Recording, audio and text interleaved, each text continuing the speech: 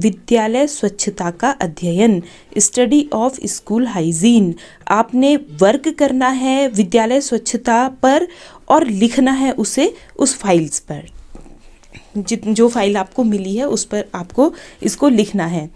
तो ये जो ईपीसी का दूसरा वर्क है, जैसे मैं तुम्हें पहले भी अभी बोल चुकी हूँ कि इसका टॉपिक है विद्यालय स्वच्छता का अध्ययन, स्टडी ऑफ स्कूल हाइजीन।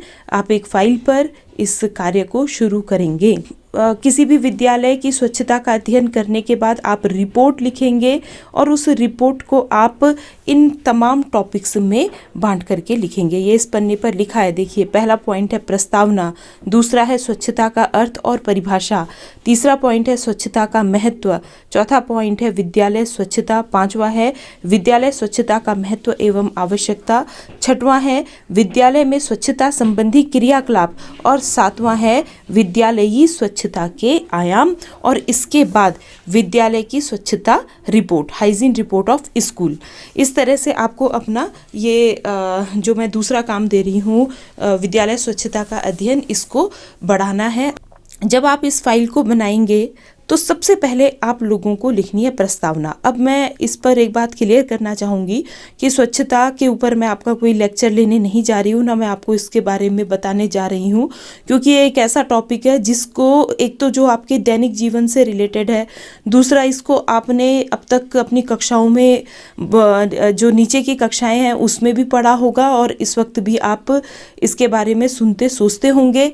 तीसरी बात यह है कि बीएड फर्स्ट सेमेस्टर में childhood and growing up paper में शायद हाइजीन से रिलेटेड टॉपिक आपके पास था, तो आप ऑलरेडी इसको वहाँ पर पढ़ चुके हैं, इसलिए कोई लेक्चर इस पर मैं नहीं लूँगी। आपको इसे खुद से करना है, पढ़िए, साहित्यों को पढ़िए, सुनिए और उसके बाद इस वर्क को करिए। इस वर्क को शुरू करते हुए सबसे पहले आपको प्रस्तावना लिखनी है, इंट्रोडक्शन देना है। मतलब जैसे हम भाषण बोलते हैं, प्रस्तावना देते हैं, निबंध लिखते हैं, प्रस्तावना देते हैं, इवन आप पेपर में एग्जाम में कोई प्रश्न अटेम्प्ट करते हैं तो भी आप पहले प्रस्तावना देते हैं। तो वैसे ही जब आप इस फाइल को बनाएंगे तो सबसे पहले आप इस टॉपिक से रिलेटेड प्रस्तावना को देंगे। आप कुछ भी लिख लो अपने अपने विवेक के आधार पर। जैसे कि अपना कार्य शुरू करते हुए आप लिख सकते हैं कि एक उक्ति है कि अगर हम स्वच्छ नहीं रहेंगे तो स्वस्थ भी नहीं रहेंगे, और कहा गया है कि स्वस्थ शरीर में स्वस्थ मस्तिष्क का विकास होता है। यानी कि या अर्थात स्वस्थता की प्राथमिक सीढ़ी है स्वच्छता। यानी कि अगर हम स्वस्थ रहना चाहते हैं तो प्राथमिक सीढ़ी क्या है? स्वच्छता है। मतलब इस तरह से आप अपने इंट्रोडक्शन में इसको लिखेंगे कि अर्थात स्वस्थता की प्राथमिक सीढ़ी है स्वच्छता हमारे जीवन में, इसलिए स्वच्छता का विशेष महत्व है।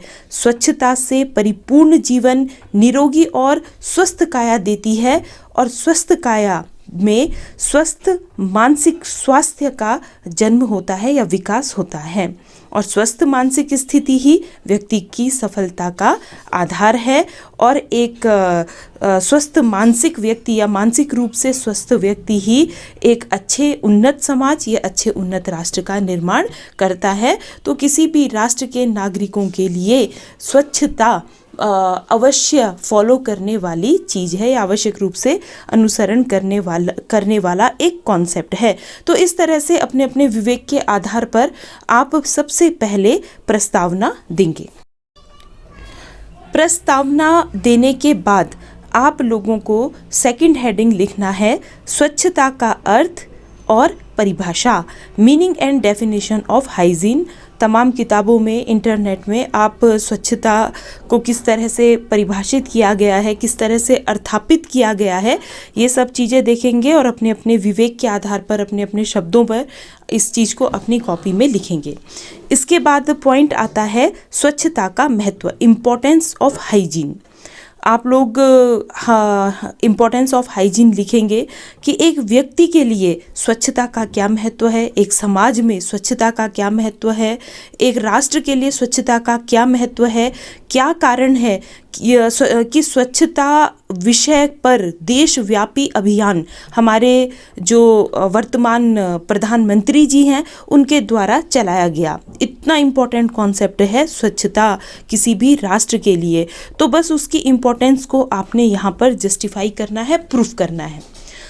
इम्पोर्टेंस ऑफ हाइजीन, स्वच्छता का महत्व लिखने के बाद आप लोग लिखेंगे विद्यालय स्वच्छता, स्कूल हाइजीन के ऊपर कि विद्यालय स्वच्छता क्या है। इस पर लिख करके आपको फिर लिखना है कि विद्यालय स्वच्छता का महत्व एवं आवश्यकता, कि विद्यालय में के संदर्भ में जब हम स्वच्छता की बात करते हैं तो उसकी क्या महत्ता है, उसकी क्या आवश्यकता है। भाई विद्यालय में इतने स्टूडेंट्स पढ़ते हैं जो देश के भावी नागरिक होते हैं।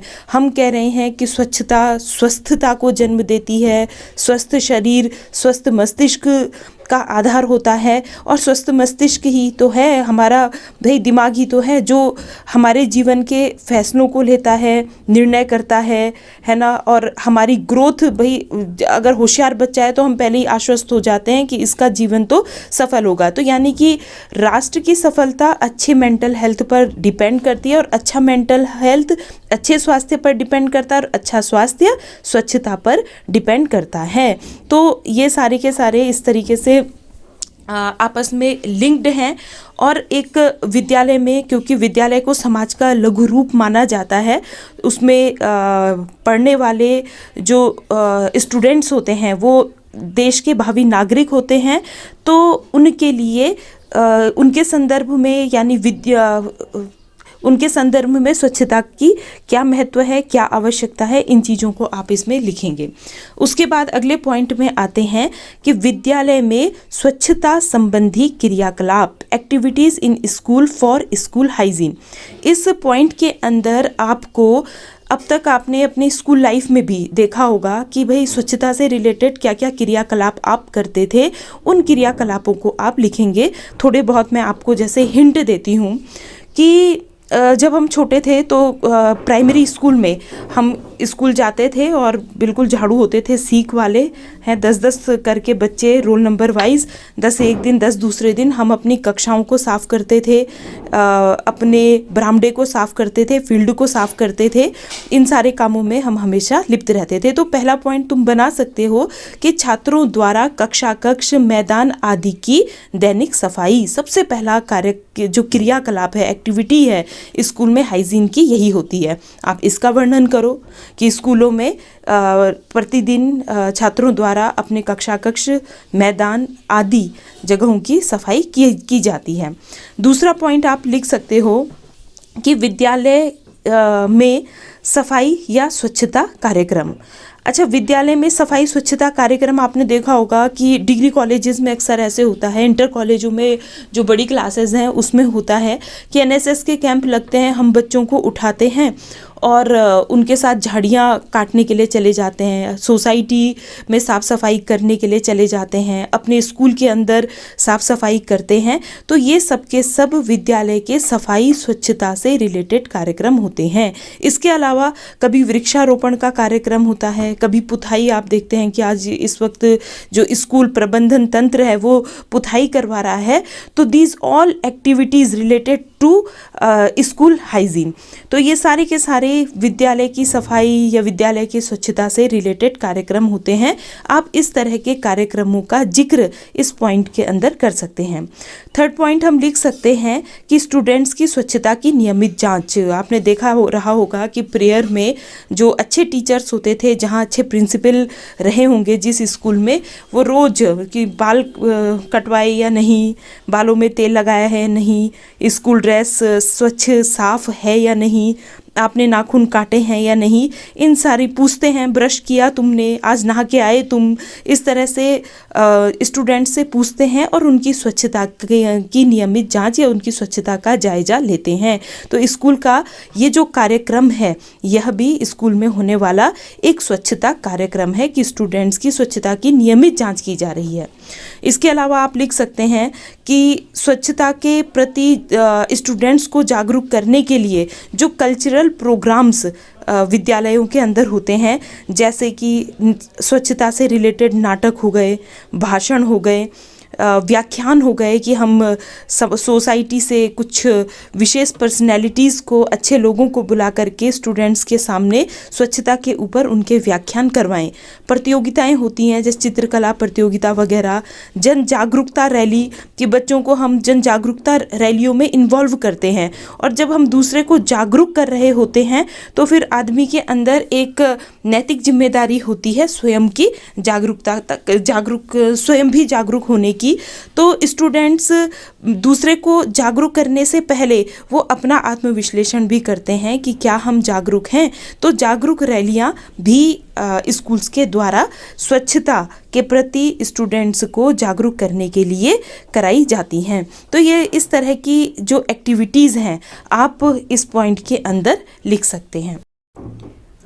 अब 7वां पॉइंट आता है विद्यालयी स्वच्छता के आयाम, डायमेंशंस ऑफ स्कूल हाइजीन।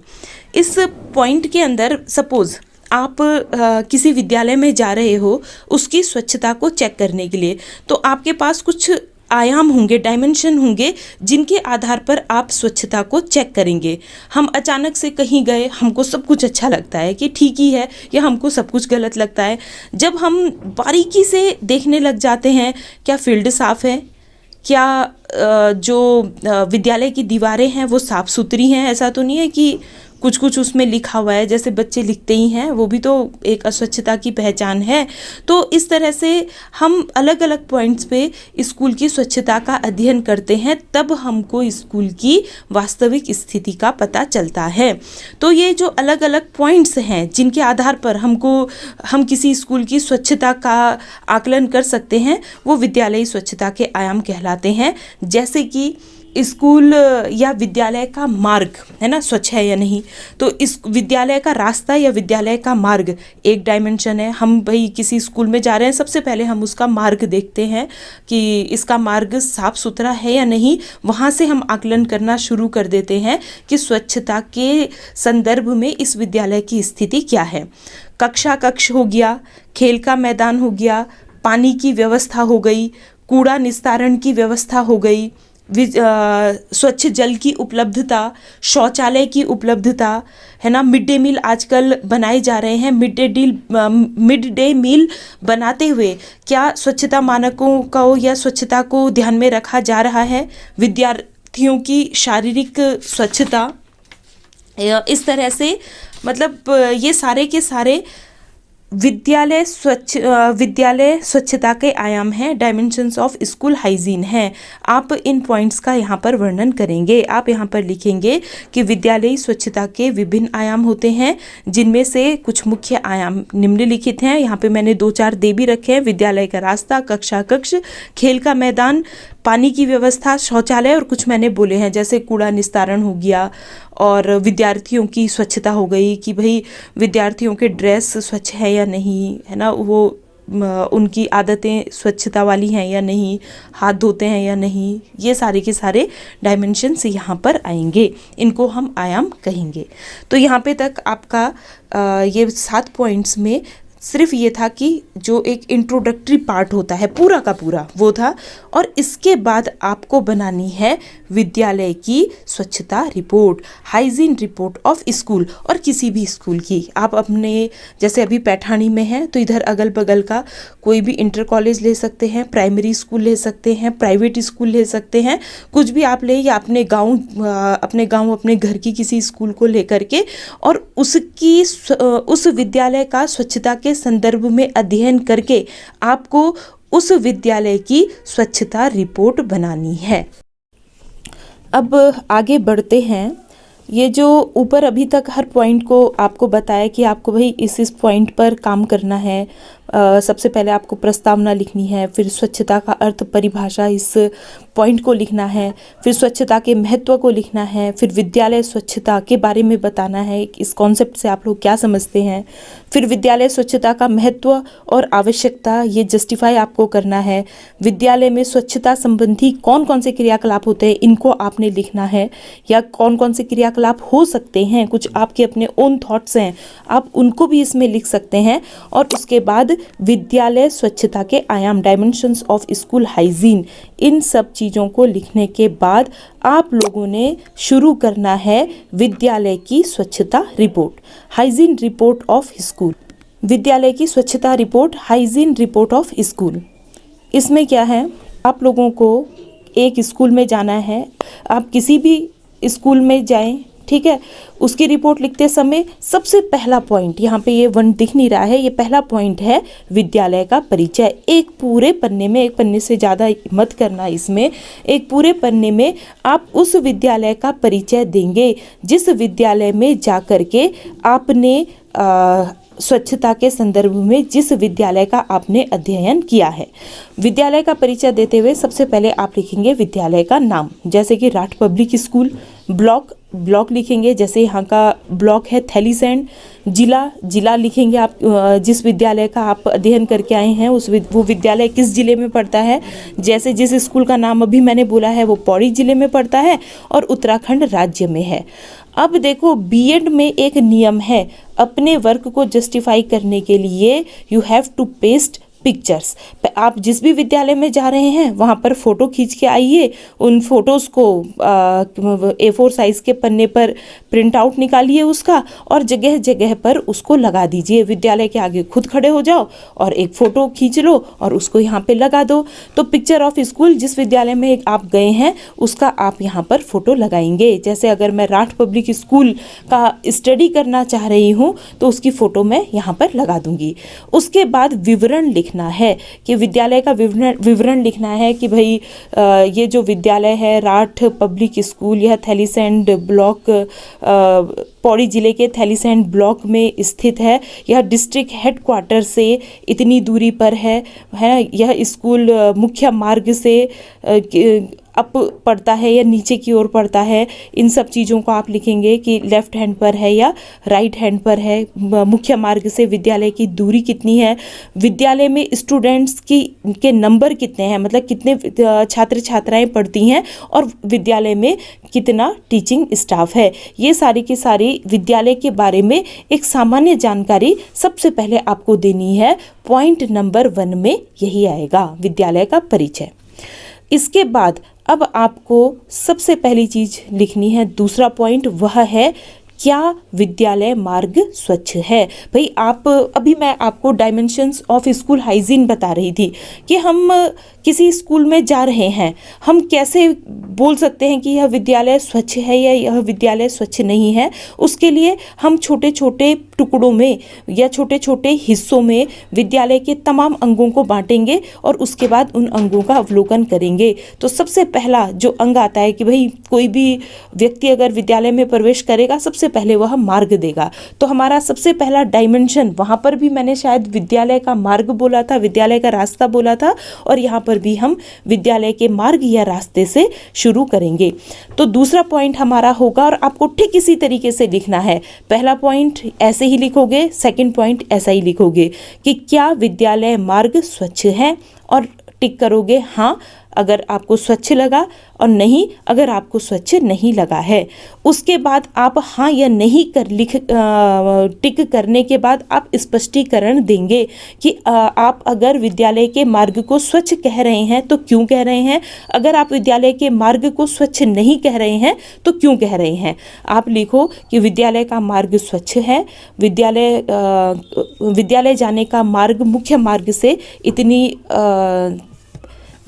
इतनी दूर है ना, 300 मीटर का दूर है विद्यालय, इस तरीके से कुछ भी लिखो। और यह मार्ग स्वच्छ है, मार्ग कच्चा है या मार्ग पक्का है, या मार्ग कहीं पर कच्चा है तो कहीं पर पक्का है। मार्ग में किसी प्रकार का कोई गंदगी, प्लास्टिक की या अन्य तरह की जैविक अजैविक गंदगियाँ नहीं थी। विद्यालय मार्ग में पौधे थे या वृक्ष थे। मतलब इस तरीके से आप अपने इस पॉइंट को जस्टिफाई करोगे कि आप हाँ कह रहे हो तो क्यों कह रहे हो, और ना कह रहे हो तो क्यों कह रहे हो। दूसरा पॉइंट करने के बाद तीसरा पॉइंट आएगा खेल का मैदान यानी कि विद्यालय का जो मैदान है वो भी एक डायमेंशन है किसी विद्यालय की स्वच्छता का अध्ययन करने के लिए। ठीक है, तो तीसरा पॉइंट आप इसी तरह से लिखेंगे जैसे पहला आपने लिखा क्या विद्यालय मार्ग स्वच्छ है, हाँ या नहीं, इन दोनों में से एक पर टिक करो और उसका स्पष्टीकरण दे दो ये आंसर क्यों आपने लिया है। इसी तरह से थर्ड पॉइंट आप लिखेंगे कि क्या विद्यालय में खेल का मैदान स्वच्छ है, आपको दिख रहा होगा, हाँ या नहीं। 2 टूक लिखिए कि अगर स्वच्छ दिख रहा है तो स्वच्छ लिखो, स्वच्छ नहीं दिख रहा है तो नहीं लिखो। उसके बाद क्या विद्यालय के खेल के मैदान की साफ सफाई की जाती है, आप पूछ सकते हैं, बच्चों से पूछ सकते हैं कि यहाँ पर समय समय पर मैदान की साफ सफाई की जाती है, हाँ या नहीं। अब इसके आधार पर आप स्पष्टीकरण देंगे कि भाई मेरे द्वारा देखा गया कि विद्यालय में खेल का मैदान बिल्कुल स्वच्छ है और छात्र छात्राओं के द्वारा बताया गया कि विद्यालय के खेल के मैदान की नियमित साफ सफाई की जाती है। इस तरीके से आप अपना स्पष्टीकरण देंगे, हाँ के संदर्भ में भी और नहीं के संदर्भ में भी। चौथा पॉइंट आप लिखेंगे विद्यालय भवन की रंग रोगन की स्थिति, कि क्या विद्यालय जो भवन है उसमें समय समय पर डेंटिंग पेंटिंग होती रहती है। अब आप गए अचानक से, आप देखेंगे उचित है या उचित नहीं है। ठीक है, बस आपको देखना है, पता चल जाता है। आप किसी के घर में जाओगे, बैठोगे तो आपको साफ दिख जाता है, अरे बाप रे इनकी दीवारें क्या साफ सुथरी हैं, यानी कि अभी इन्होंने डेंट पेंट किया हुआ है या डेंट पेंट को मेंटेन किया हुआ है, तो आप उचित लिख दोगे। अगर आपको उचित नहीं लगता है तो आप उचित नहीं लिखोगे। अब आप जो भी लिख रहे हैं उसका स्पष्टीकरण नीचे देंगे कि अगर आप उचित कह रहे हैं तो क्यों कह रहे हैं, और उचित नहीं वाला ऑप्शन अगर आप टिक कर रहे हैं तो क्यों उसको टिक कर रहे हैं, इसका स्पष्टीकरण आपको नीचे देना है। तो बच्चों हमने सेकंड पॉइंट करा है विद्यालय मार्ग स्वच्छ है या नहीं, उसका थर्ड पॉइंट है फिर खेल का मैदान की स्वच्छता, फिर विद्यालय भवन की रंग रोगन की स्थिति, यानी कि 10 साल पहले कराया था हमने और आज उसमें काई जम रखी है, कहीं पर उधड़ा है, कहीं पर कुछ है। इसके आधार पर आप उचित और उचित नहीं इसका फैसला करेंगे और उसका स्पष्टीकरण देंगे। इस पॉइंट के बाद 5वां पॉइंट आप लिखेंगे विद्यालय में विभिन्न स्थानों में कूड़ेदान की व्यवस्था। विद्यालय में कूड़ादान है या नहीं, that is also dimension of school hygiene. School hygiene का यह भी एक आयाम है, आप इसको देख करके भी किसी विद्यालय की स्वच्छता का आकलन कर सकते हैं। अब कूड़ेदान की व्यवस्था हम किन पॉइंट्स में करेंगे, इसका पहला सब पॉइंट है कि कक्ष में कूड़ेदान की व्यवस्था हाँ है या नहीं है, कार्यालय कक्ष में कूड़ेदान की व्यवस्था हाँ है या नहीं है, इनमें से एक चीज़ को टिक करेंगे। प्राचार्य कक्ष में कूड़ेदान की व्यवस्था हाँ या नहीं, मैदान में कूड़ेदान की व्यवस्था हाँ और नहीं, और विद्यालय मार्ग में कूड़ेदान की व्यवस्था हाँ या नहीं। इन 5 पॉइंट्स में आप कूड़ेदान को, ये नहीं कि पूरे विद्यालय में एक कूड़ेदान रखा हुआ है हम बोल देंगे कि हाँ ये कूड़ादान है ना, जगह जगह पर कूड़ेदान है या नहीं और कैसे जगह जगह पर, ये सारे जो नीचे हमने दे रखे हैं इसके आधार पर हम इसको जस्टिफाई करेंगे। ये सब पॉइंट करने के बाद आप स्पष्टीकरण देंगे कि विद्यालय में जहाँ जहाँ है वहाँ का नाम लिख लो कि कक्षा कक्ष, प्राचार्य कक्ष और मैदान में कूड़ेदान की व्यवस्था है, जबकि कार्यालय कक्ष और विद्यालय मार्ग में कूड़ेदान की व्यवस्था नहीं है। सपोज मेरा आंसर ये आता है तो इस तरह से आप इसका स्पष्टीकरण देंगे। फिर अगले पॉइंट में आप पढ़ेंगे 6th पॉइंट पे कि क्या विद्यालय में कूड़ा निस्तारण की व्यवस्था है।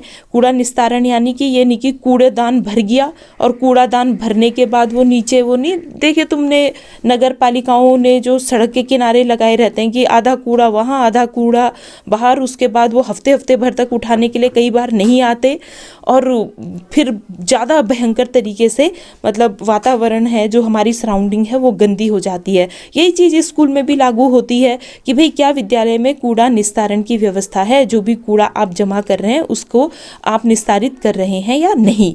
तो हाँ और नहीं, इस पर आपको उत्तर लेना है।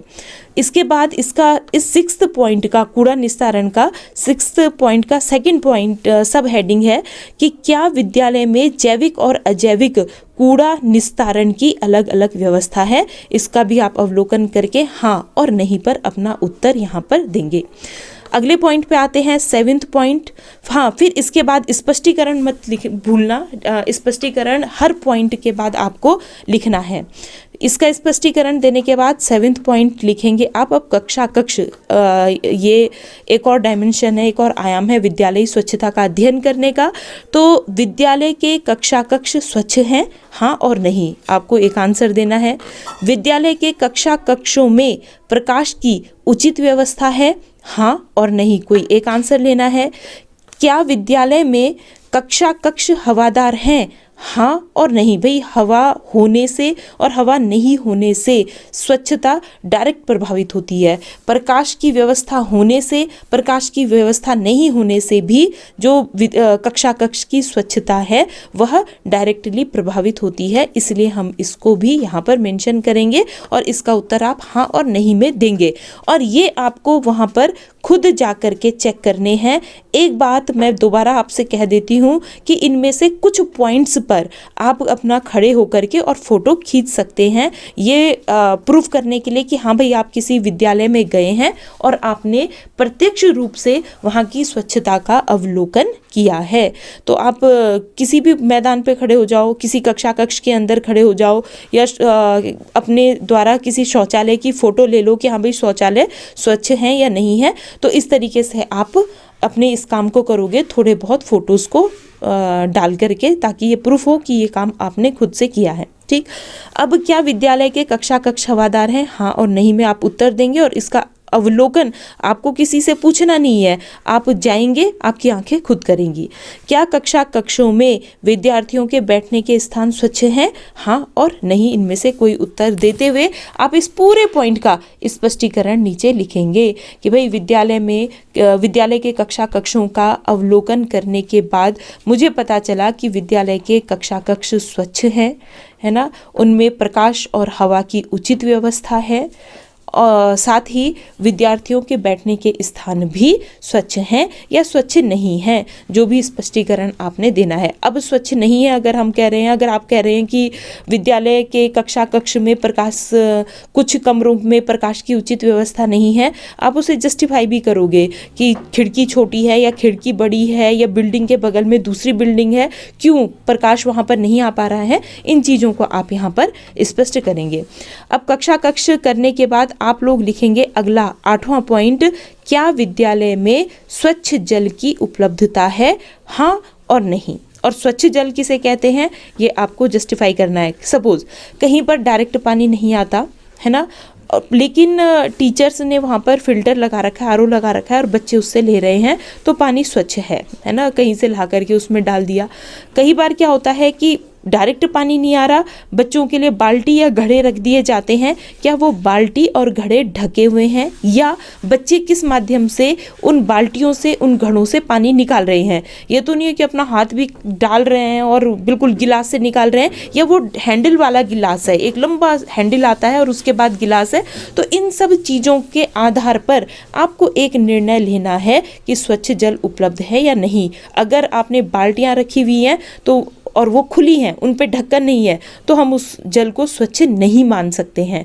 अगर आपने बाल्टी में पानी रखा हुआ है, उसको ढक करके रखा हुआ है, पानी को निकालने के लिए हैंडल वाला मग रखा हुआ है, जो लंबी हेडिंग का मग होता है, जब पानी से किसी भी उसका कांटेक्ट नहीं हो सकता है, बॉडी का मतलब हाथ उथ का, तो वो पानी भी हम स्वच्छ मान लेंगे। अगर ऐसा कुछ नहीं है तो आप उस पानी को स्वच्छ नहीं मानेंगे। तो इस आधार पर आप हाँ और नहीं का यहाँ पर ऑप्शन चुनेंगे।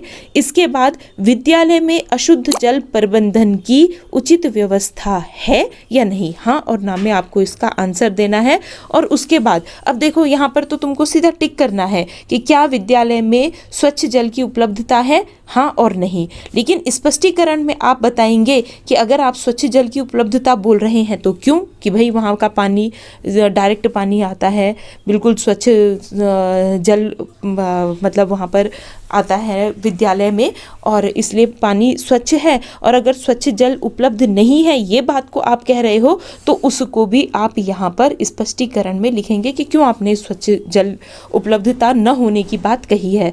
इसी तरह से अशुद्ध जल प्रबंधन की उचित व्यवस्था है या नहीं, इसको लिखेंगे, या जैसे कई बार आपने देखा होगा कि फील्ड में हम ऐसे ही पानी पी रहे हैं, उसमें पानी फील्ड में जमा हो रहा है कि सूख तो जाएगा, धूप से सूख तो जाएगा, लेकिन यह जल प्रबंधन की उचित व्यवस्था नहीं है।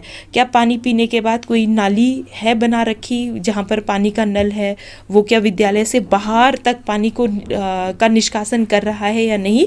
इन पॉइंट्स के आधार पर आप इस प्रश्न का उत्तर देंगे और फिर जो भी ऑप्शन का आपने चयन किया है उसका स्पष्टीकरण देंगे।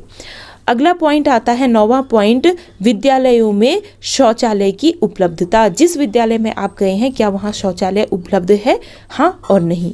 अगर उपलब्ध है तो अगला पॉइंट इसी का सब पॉइंट है ये नया, क्या विद्यालय में बालक एवं बालिका शौचालय अलग अलग उपलब्ध है, हाँ या नहीं? ये सब आपको वहाँ पर जाके ऑब्जर्व करना है।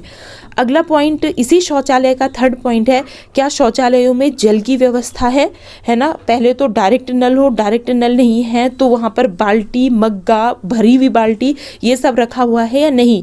तो इसके आधार पर आप हाँ और नहीं करेंगे। फिर क्या शौचालयों के बाहर हाथ धोने की व्यवस्था है कि भाई बच्चा शौचालय से बाहर आ रहा है, जब उसे बिल्कुल पानी ही नहीं मिलेगा तो वो फिर हाथ भी नहीं धोएगा, फिर हम उससे स्वच्छता की उम्मीद नहीं कर सकते। तो इस आधार पर भी आप हाँ और नहीं लिखेंगे। क्या विद्यालय में शौचालयों की सफाई करवाई जाती है नियमित, हाँ और नहीं?